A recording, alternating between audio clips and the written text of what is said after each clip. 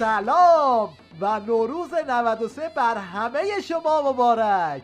در پیک بهار نگاهی گذرا داریم به خبر تو خبرهای سالی که گذشت.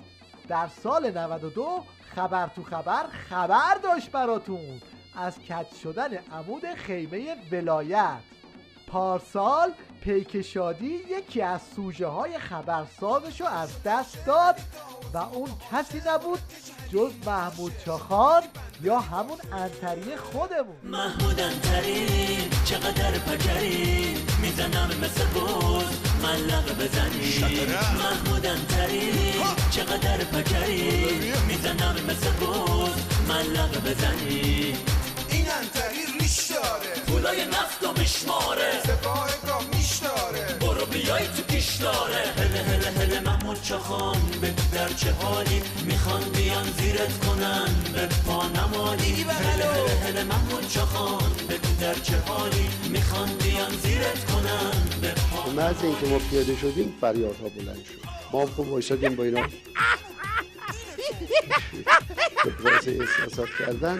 همچنین که میرفت چند بار اومدن به من تذکر داده گفتن آقا تو این کارایی میکنی این جمعیت به هیجان اومده ها، یه خورده دیگه وایسی این نرده ها رو بکنن دیگه قابل کنترل است. البته برای ما سوالات شرعی هم پیش اومد اونجا دیگه میذاریم بعدا میپرسیم.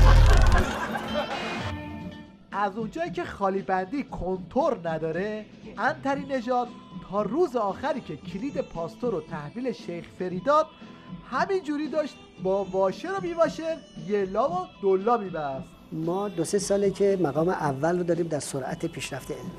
اینو ما نمیگیم که دیگران بگن. مگه موجود زنده نفرستادیم به فضا؟ این دیگه اوج علم دیگه. شما موجود زنده رو بفرستید تمام علائم حیاتیش رو کنترل کنی از آسمون تا پایین با اون شتابی که به این وارد میشه میخواد بره. یه موجود نحیف 7-8 کیلویی 5-6 کیلویی این رفته تو آسمون برگشته کنترل کردیم. الان پرتابگرای ما چند هزار کیلومتر میره. دولتیش نقشی نداره واقعا تو اینا؟ دولتیش تأثیری نداره؟ چرا یه گوجه فرنگی 2000 گرم میشه میگم مسئول دولته. اما وقتی ما موشک بفرستیم آسمون میگم دولت کاری نیست. خب کی کاری هست؟ سرنوشت مشترک همه رئیس جمهورهای قلابی تو نظام علی گدا کله کردن و رسوا شدنه. انتری نژادم که روز اول عزیز دردونه سیدعلی بود و عظما شب و روز قربون صدقش میرفت، دم آخری یابو برش داشت و شد مگس معرکه. بعدم کشته مرده های قبلیش هر کدوم با یه مگس کش افتادن دنبال انتری و زیگیلش مشایی. ما یه کسی رو بی خودی علم میکنیم، هرچی میگیم پدرش کیه مادرش کیه ای کجا بود سابقهش چیه میگن نه این خیلی این وصل به امام زمانه. الکی مثل بعضی آدما مثل بادکنک میمونن. بادکنک تو بادش نکنی سوراخش پیدا نمیشه. بادش که کردیم ای بابا این یکی دوتا سه تا اون که ما فکر میکردیم نبود. حالا الان یه ایام دیگه ثبت نام رئیس جمهور است. حالا ببین چی میگن. یک آدم منحرفیه میگن من اصل حکم از امام زمانه. ادعاهایی میکنن یک کسایی رو نایب امام زمان، مدیریت امام زمان، نمیدونم نظارت امام زمان، همچی خودشون رو به امام زمان میچسبونن که میگیم آقا تو حوض خونت یه شنا نکردی، حالا ادعا میکنن تو آقانوس اطلس شیرجه میری. آخه کسی که ادعای شنا میکنه باید یه شیرجه هم تو حوض خونهشون رفته باشه. شما نسبت به مراجع موجود برخورد چی بود؟ چقدر تقلید کردی؟ اصلا مرجع شما چیه؟ با نایب امام زمان چه کردی تا میخواد با خودش؟ انتری نژاد که اول کار عشق بسیجیا بود و واسه کاپشن هپلیش سر و دست میشکوندن، کارش به اونجا کشید که بسیجیا هم اصلا خودتون ببینید. دروغ نگویید، عوام فریب نباشید، درست مثل آقای 3 نقطه چین. حرفهای رهبری رو گوش بدین، ببینین حضرت آقا چه میگه. به خدا نصیحت اینا. پیمان شکنی تلخی حلواست. بگویم آمد به لب سید علی چند نصیحت. تکلیف شما روشن و خاناست. بگویم در مکتب ما خامنه ای ختم کلام است. ما یه بعضی از مسئولامون میان روی صندلی میشینن، انقدر میشینن که وقتی بهشون میگن پاشین از رو صندلی حس میکنن صندلی مال خودشونه. قطعا کسانی که قدرت طلب هستن و به خاطر اینکه به قدرت نمیرسن مملکت رو داخل سال 88 باهاشون کشیدن، حق حضور در انتخابات ندارن و لیاقت این مردمی رو که در تحت این فشارها در 22 بهمن میان اینجوری تو دهنی به دشمن میزنن ندارن. ته خط دمدمای غروب دولت آشولاش دهم، انتری دیگه پاک قاطی کرده بود و پاچه خود عظما رو هم تو تیویریش میگرفت. گفتم دست ما رو بستی انداختی تو حوض، میگه خودت بیا بیرون، کشورم بیار بیرون. میان یه وزنم به پامون میبندن، میبینن نمیشه، هی دستشون رو گذاشتن رو سر ما، هی هول میدن زیر آب، هی کله ما رو میکنن زیر آب. دستو بستی قبول، وزنه بستی قبول، دیگه چرا کلمون رو هی میکنی زیر آب؟ بعضیا نشستن از قبل برای شورای نگهبان هم دارن نسخه میپیچن. آقا تو چی کاره هستی؟ و به این ترتیب دولت دروغ محوری که قرار بود نفت و سر سفره ها بیاره، پول نفت رو بالا کشید و همراه با جریان انحرافیش تو جنگ گورکا از موتور قزمیت ولایت پیاده شد.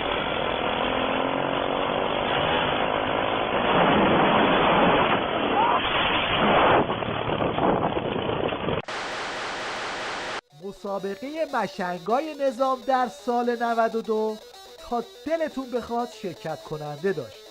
یکیشون مثل این حجت الاسلام مونتاربو میخواست نهی از منکر کنه، اما سود زد و نشون داد که خودش این کاره. درسته ماهواره تو خونه هست، اما کسی زورت نمیکنه، مجبورت نمیکنه بیا اینو ببین، پشت به تلویزیون بشین.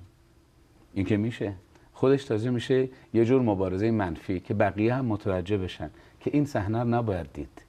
اینم خیلی قشنگ. من ز دست دیده و دل در بلا افتادم. هرچی بلا سر ما میاد مال این چشم است. حسرت، عصبانیت، اضطراب، دلنگرانی، دلشوره است.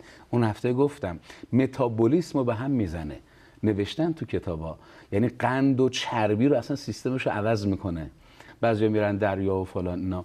خب انشالله که همیشه خوش بگذره و همه هموطنای ما خوب باشن، خوش باشن. ولی گاهی دریام که میری اونجا میری مناظر زشت، گاهی اونجا هم که میری نوارای ناجور. یعنی از سکوت میخوای پناه ببری به سکوت دریا و جنگل، ولی سر و صدای شهر رو با خودت برمی‌داری میبره اونجا. اونجا هم توپ توپ دیستیس اوضاع به هم میریزه. توپ توپ دیستیس، توپ توپ دیستیس، توپ توپ دیستیس.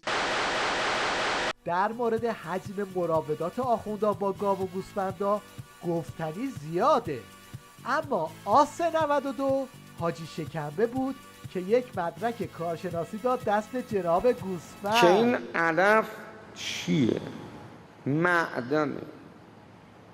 گوسفند میخوره، گوسفند معدن یا مهندس معدن شناس جناب گوسفند، جناب گاو، جناب بز میگه در دستگاه وجود گاو و گوسفند و بز این شکمبر با خون قرمز رنگ قاطی میکنم و به شما چی تحویل میدم؟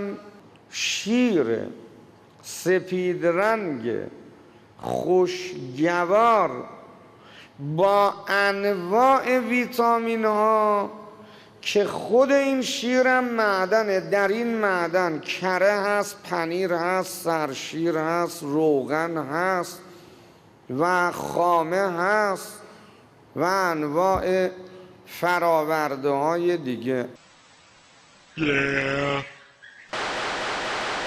اما مهندس معدن پرت و پلاگویی این آیت الله خوشتیپ مکوینه که بعد از سالها دود چراغ خوردن عرفانی ترین شعر تاریخ ادبیاتو پیدا کرده و آورده تو تیویریش. گفتن آموزش هایی که میدادن آموزش خوبم هست. میگه یه توپ دارم قلقلیه، سرخ و سفید و آبیه، بزنم زمین هوا میره، نمیدونه تا کجا میره. یعنی اگه انسان از خویشتن بکنه به یه جاهای میرسه و به همون میرسه. به کجا میرسه؟ اما یکی دیگه از شانس‌های مطرح برای بردن کاپ مشنگای سال 92 این دلقک اختصاصی سیدعلیه که گردنش لای دروازه سنت و مدرنیته گیر کرده. دورا میدونید چیه؟ قضایایی که مرحوم فردوسی نقل میکنه: رستم دستان، سام نریمان، اسفندیار رویینتن، حسین کرد شبستری، امیر ارسلان، بشمارم اینا اسطوره است، اینا کهنه شدن. شما از اینا نمیتونید استفاده کنید. من پسرم را بیام خرجش بکنم مثل سهراب تربیتش کنم، پسری رستم مثل سهراب، بازواب کلو پیچیده، سینه به این پهنی، کمر بدون باریکی، کوهی از انسان پدید بیاد. رستم درست کنیم جامعه ما. حالا دیر آمدی ای نگار سرمست. یه وقتی زوبین به کار می بردیم، نیزه پرت میکردیم، وابسته به بازو ستبر بود. هرچه بازو قوی‌تر بود برد زوبین بیشتر بود، شدت برخورد نیزه زیادتر بود. حالا خود نیزه نی لیزره. اگه اهل قصه نیستی ای که شادی